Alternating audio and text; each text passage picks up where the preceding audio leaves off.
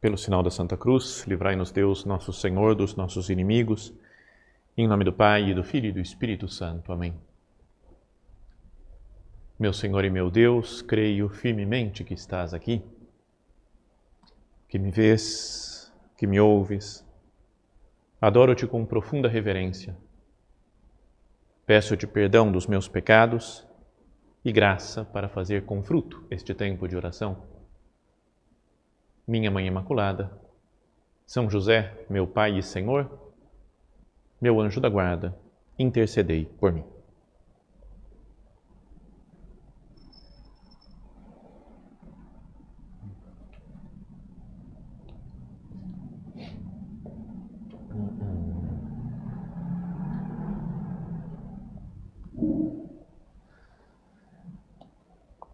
Continuando a nossa série de meditações sobre os Salmos, hoje queria falar de um salmo que é talvez dos mais conhecidos, mais sabidos quase de memória pelas pessoas que rezam a liturgia das horas, né? Os padres e os religiosos que têm esse compromisso, essa obrigação, e os leigos também que têm como devoção rezar a liturgia das horas. Porque no começo, no primeiro salmo que se diz, lá no invitatório, antes das laudes matutinas, é o primeiro salmo, pode-se escolher outros, mas o primeiro salmo, que é o Salmo 95, 94 da liturgia, aparece lá até no breviário, né, na liturgia das horas, aparece como 94, mas é o 95 da numeração judaica. E começa dizendo: vinde, exultemos de alegria no Senhor, aclamemos o rochedo que nos salva. Ao seu encontro caminhemos com louvores e com cantos de alegria o celebremos. Então é um salmista chamando as pessoas para louvar o Senhor. Então por isso se reza também até no começo do dia, no primeiro salmo que se reza, isso como se falasse: vinde, exultemos de alegria no Senhor, aclamemos o rochedo que nos salva. Ao seu encontro caminhemos com louvores e com cantos de alegria o celebremos. E depois explica o porquê, né? Na verdade, o Senhor é o grande Deus, o grande Rei, muito maior que os deuses todos. Tem nas mãos as profundezas dos abismos e as alturas das montanhas lhe pertencem, o mar é dele, pois foi ele quem o fez, e a terra firme suas mãos a modelaram. Então ele cuida das montanhas, dos abismos, da terra, do mar, ele é o Rei de todo o universo. Vinde, adoremos e prostremo-nos por terra e ajoelhemos ante o Deus que nos criou, porque Ele é o nosso Deus, nosso pastor, e nós somos o seu povo e o seu rebanho, as ovelhas que conduz com sua mão. Essa podíamos dizer que é a primeira parte do Salmo, né? E chamando, né, uma conclama, né, o salmista para que todos nós estejamos em oração, né, louvando a Deus nosso Senhor, e explica o porquê. E depois, né, uma exortação para que nós escutemos Deus, escutemos a palavra do Senhor e não sejamos como os israelitas que caminhavam no deserto e que ficaram surdos para Deus, né, com o coração endurecido. Oxalá ouvisseis hoje a sua voz, não fecheis os corações como em Meriba, como em Massa, no deserto, aquele dia em que outrora vossos pais me provocaram, apesar de terem visto as minhas obras. 40 anos desgostou-me aquela raça, e eu disse: eis um povo transviado, seu coração não conheceu os meus caminhos, e por isso lhes jurei na minha ira, não entrarão no meu repouso prometido. Então podíamos dizer, duas partes claras assim desse salmo. Uma primeira chamando ao louvor de Deus e explicando por que se deve louvar a Deus, e o segundo, falando: não seja como o povo infiel, escuta, abre os ouvidos para o Senhor. E queria começar essa meditação, né, a consideração desse salmo, ligando com a festa do domingo passado, né, que foi a festa de Cristo Rei. Porque esse salmo fala claramente que Deus é o Rei do universo. Na verdade, o Senhor é o grande Deus, o grande Rei, muito maior que os deuses todos.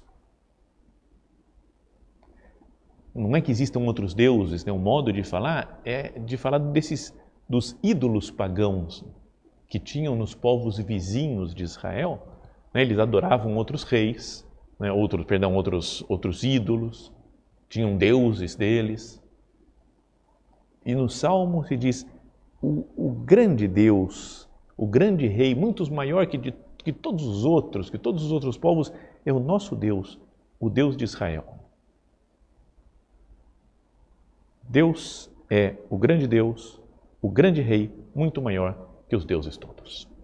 Essa frase que queria que nós pensássemos agora. Pode-se ter uma ideia, né, de que isso servia para aquela época, para os ídolos todos dos povos vizinhos de Israel. Mas queria que nós considerássemos que hoje em dia existem muitos ídolos.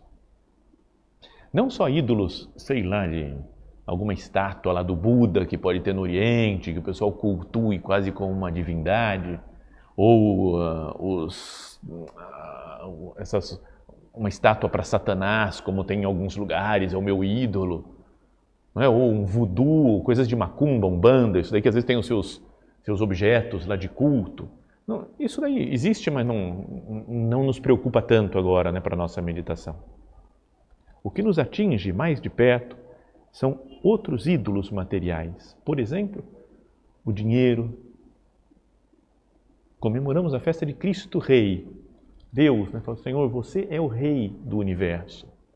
Mas às vezes, e muitas vezes, o dinheiro é muito mais rei para as pessoas, para a sociedade. É ele quem manda, quem coordena, quem dirige os destinos da humanidade, às vezes. O dinheiro, o poder.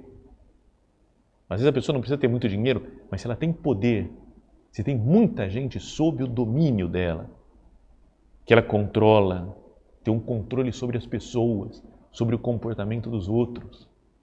O poder, às vezes, é um grande ídolo, um grande Deus que muita gente procura, um rei.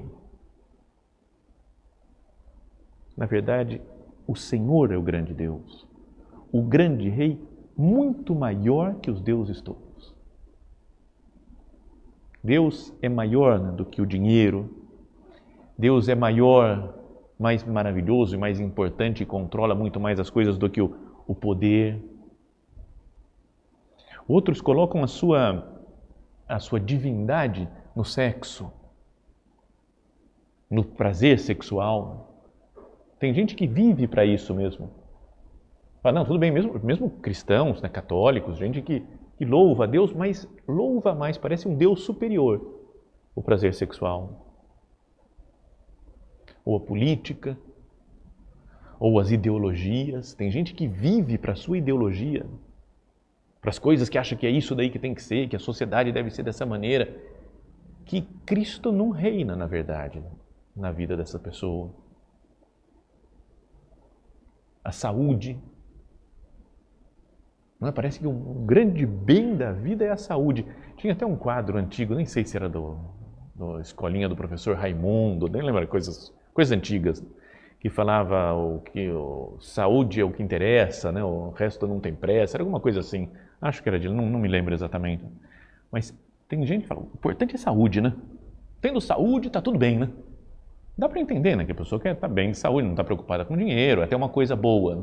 Mas você fala, tá tudo bem com você? Estou com saúde, então está tudo bem. Não basta, né, a saúde física. Como se a saúde fosse o rei da vida. Na verdade, o Senhor é o grande Deus, o grande rei, muito maior que os deuses todos. Então, para nós que estamos aqui, né, estamos fazendo nossa oração, acompanhando essa meditação, talvez Deus seja maior do que tudo isso mesmo. Né? Nenhum de nós acha que diz, não, para mim o sexo, o dinheiro, o poder, a política, as ideologias, a saúde é melhor do que Deus. A gente não cai nisso. Mas inconscientemente pode acontecer que o nosso modo de pensar vai se acomodando a esses ídolos. Fala, tá certo, não é que o dinheiro seja mais do que Deus, mas tendo um dinheiro aí vai ajudar, eu vou aos poucos colocando num certo lugar de ídolo, de Deus, para mim, o dinheiro.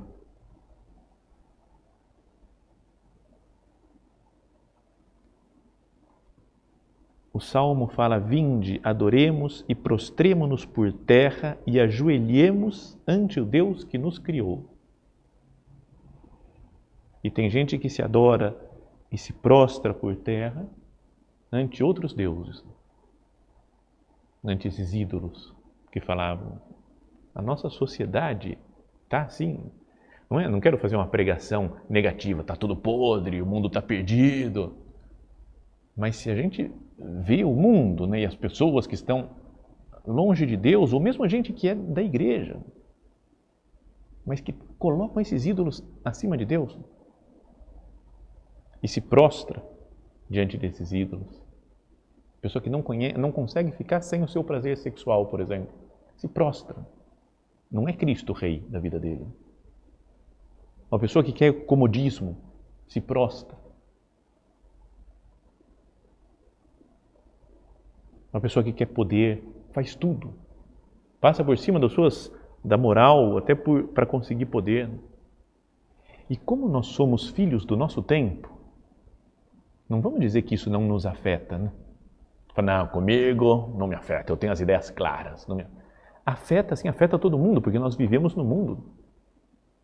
E os nossos amigos pensam assim, e a sociedade, e os valores, né, nas redes sociais, na mídia, vão nos propondo essas coisas e com certa facilidade a gente pode cair. Então eu queria que nós lembrássemos disso, né? Na verdade, o Senhor é o grande Deus, o grande Rei, muito maior que os deuses todos. É preciso viver no mundo e ter algumas ideias do mundo, né? Porque, por exemplo, como até o próprio Jesus fala, né? Dai a César o que é de César e a Deus o que é de Deus. Então temos obrigações com o Estado, com coisas do mundo, com decisões políticas, que nós temos que nos submeter. Mas nos esquecemos, às vezes, da outra parte, né? E dar a Deus o que é de Deus. E Deus é mais importante do que César. Deus é mais importante do que César. Porque Ele é o grande Deus, o grande Rei, muito maior que os deuses todos. O povo judeu, quando condenou Jesus, falando lá para o imperador, para o procurador romano, né, Pôncio Pilatos, perguntou se ele é o rei de vocês, o Jesus? E ele falou: não temos outro rei senão César. Essa frase é muito dura. Né? Falando, não tem outro rei. É um povo judeu, é o povo de Deus. Né? O povo escolhido, a raça eleita, né? Escolhida por Deus, e fala: não temos outro rei senão César. Será que a gente não se comporta assim de vez em quando?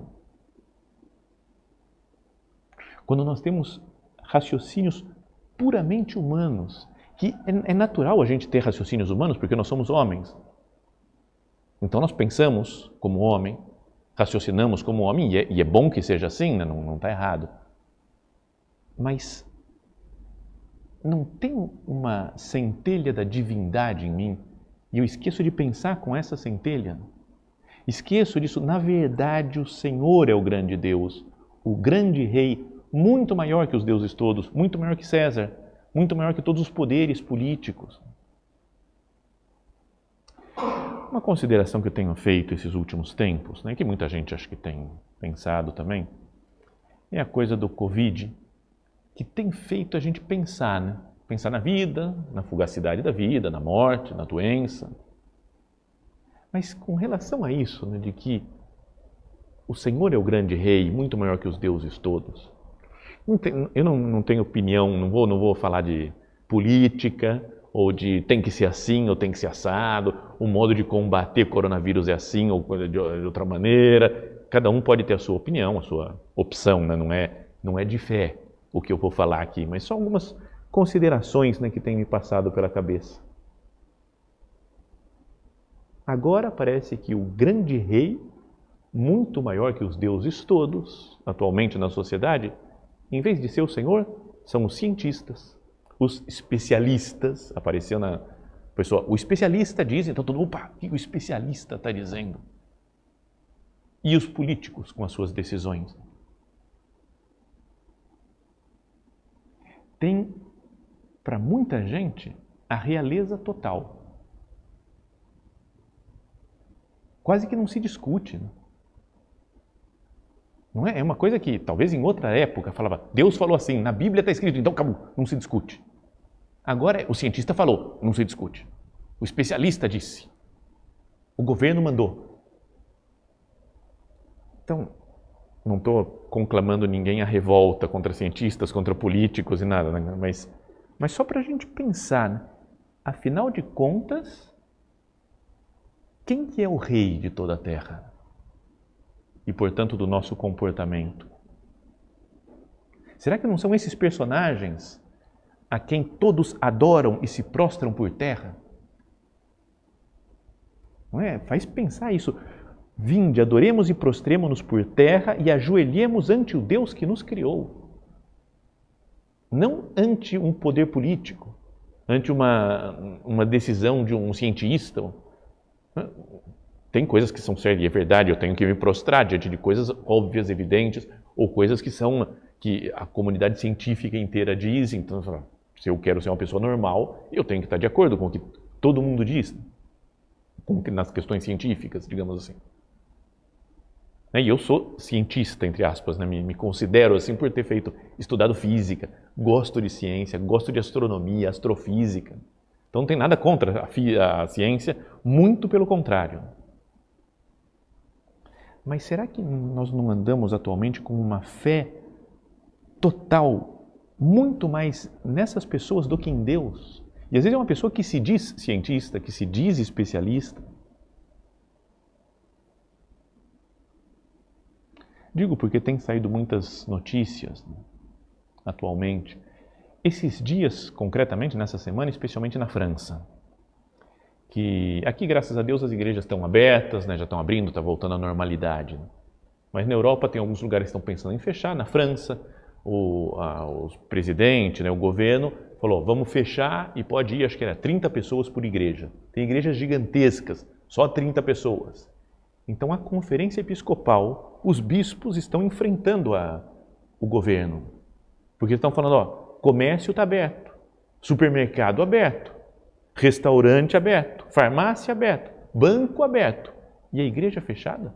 A igreja tem essas restrições? Então, na prática, Deus não reina. Quem reina? O comércio, o dinheiro, o poder, o sexo, a saúde. Não é? Mas fala, é de primeira necessidade supermercado. Concordo, porque a gente tem que se alimentar. Mas é de primeira necessidade o alimento eucarístico também. Porque existe a alma, né? Existe Cristo presente realmente na Eucaristia e as pessoas não podem ficar sem. Fala, não, tudo bem, agora parou, ninguém comunga mais, porque não dá. Quem que reina? O alimento físico, o bem-estar físico, a saúde, e não reina Cristo, a vida espiritual? Padres que não podem entrar no hospital para dar a unção dos enfermos, para atender a confissão de pessoas que estão morrendo. Não, tudo em nome da saúde. É certo que Deus, na sua infinita bondade, Ele compreende a situação e perdoa os pecados e pode levar para o céu todo mundo. Mas a atitude, né, de falar assim, não pode ter atendimento espiritual, uma pessoa que está doente e está pedindo atendimento espiritual. Não é um deixar que o mundo reine, que a visão humana, política, que volta a dizer, dai a César o que é de César, é preciso, mas está vencendo o dai a Deus o que é de Deus. Esses dias fui aqui do lado dar uma unção dos enfermos. Me pediram, uma senhora que estava morrendo, faleceu depois, uns dias depois faleceu.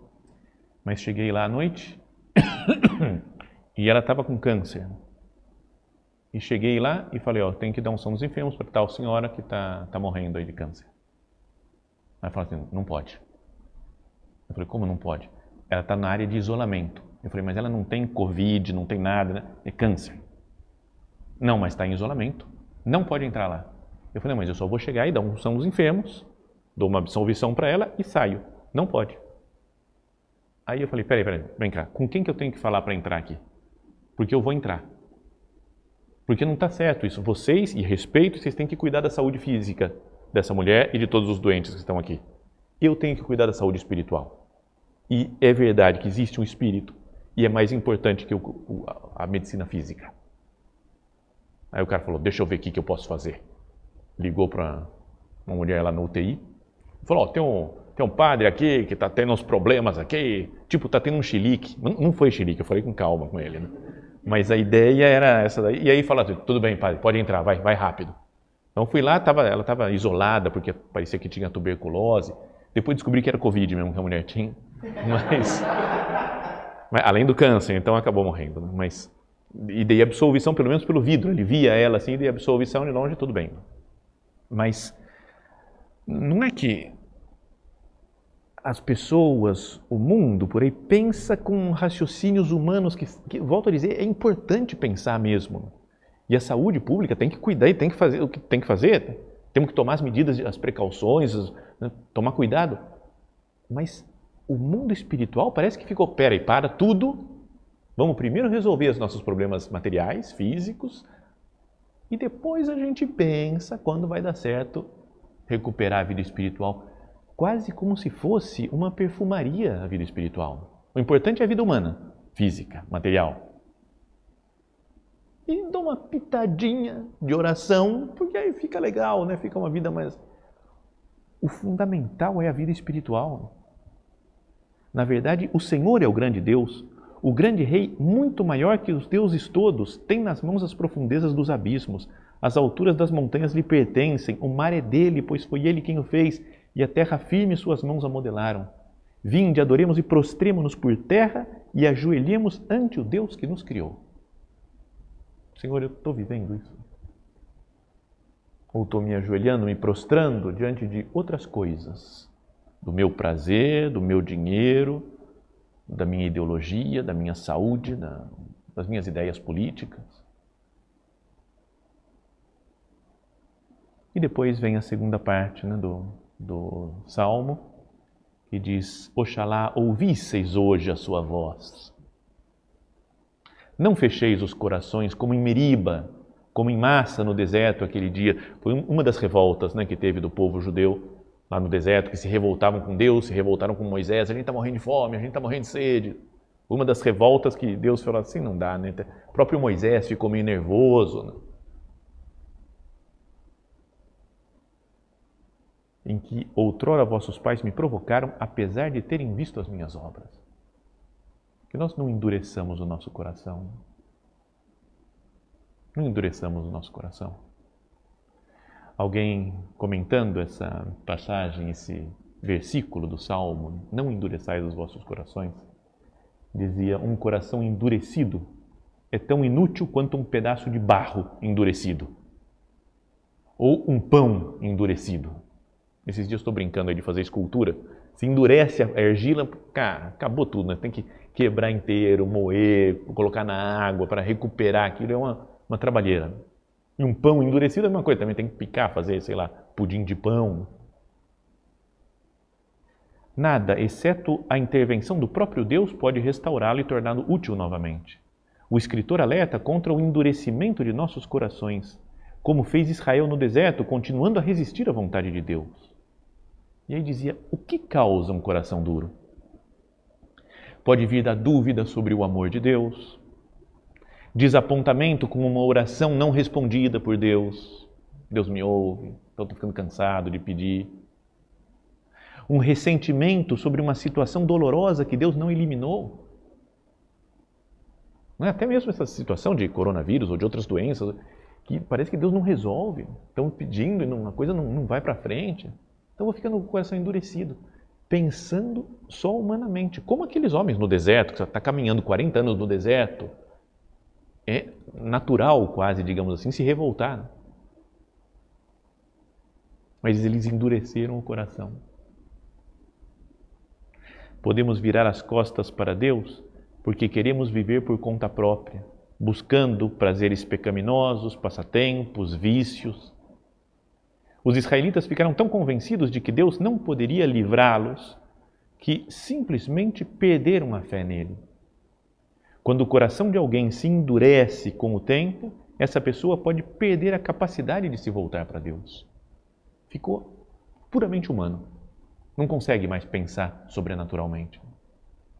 E aí fala que isso não acontece de uma vez. Baseia-se em uma série de escolhas para desconsiderar a vontade de Deus. O Senhor que eu não vai escolhendo fazer a minha vontade ou a vontade desses outros ídolos. Que eu esteja sempre atento à tua vontade, meu Deus. Eu quero que você reine no meu coração, no meu pensamento, na minha vida, nas minhas decisões. Não me deixe endurecer o coração. Então, convido todos a parar um pouco para se examinar e ver, falar, eu tenho reconhecido ultimamente a realeza de Deus? Ou tem outras coisas que estão reinando mais do que Deus nas minhas atitudes, nas minhas decisões, nas minhas escolhas? O que eu devo mudar em mim para encarar o mundo, encarar esses outros deuses e falar, tudo bem, vocês têm um certo reinado, mas o rei de todos é Deus. Será que não teria que parar um pouco para pensar na vida? E não me deixar levar pela correria, pela agitação? Porque a gente vai se deixando levar. Alguém fala, agora tem que fazer isso, agora tem que fazer aquilo, agora tem que fazer aquilo, aí aquela outra coisa. E a gente vai fazendo por não pensar, ou porque está todo mundo fazendo. E às vezes não é o que pede o reinado de Cristo.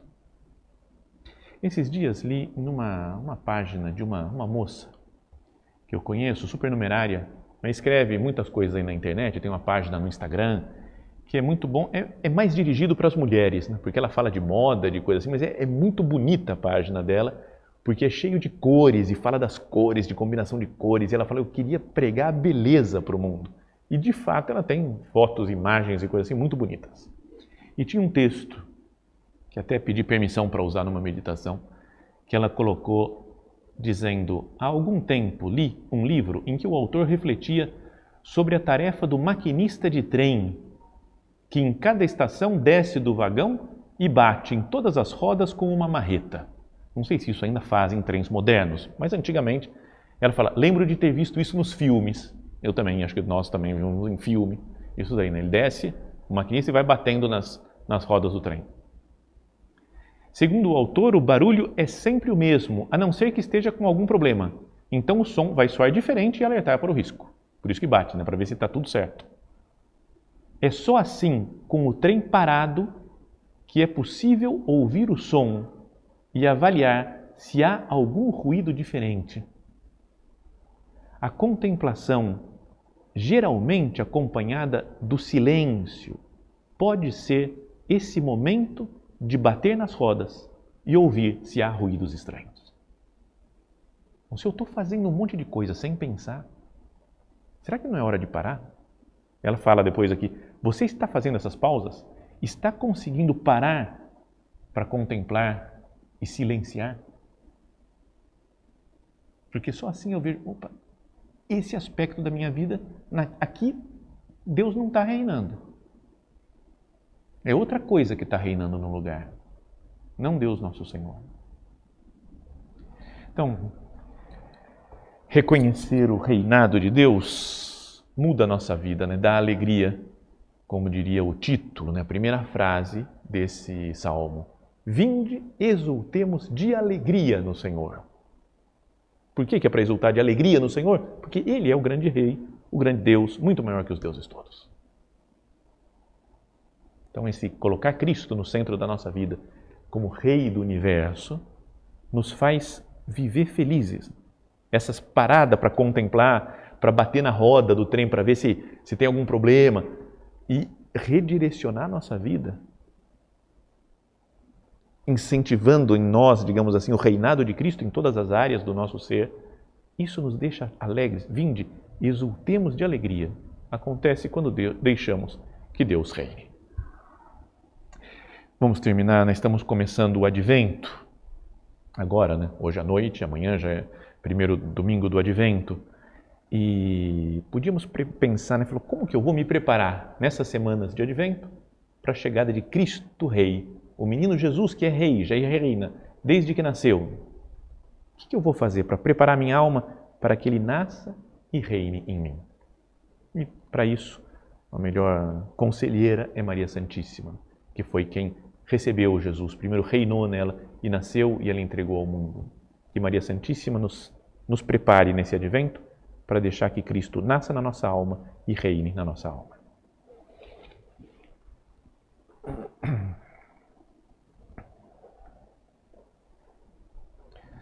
Dou-te graças, meu Deus, pelos bons propósitos, afetos e inspirações que me comunicaste nesta meditação. Peço-te ajuda para os pôr em prática. Minha Mãe Imaculada, São José, meu Pai e Senhor, meu anjo da guarda, intercedei por mim.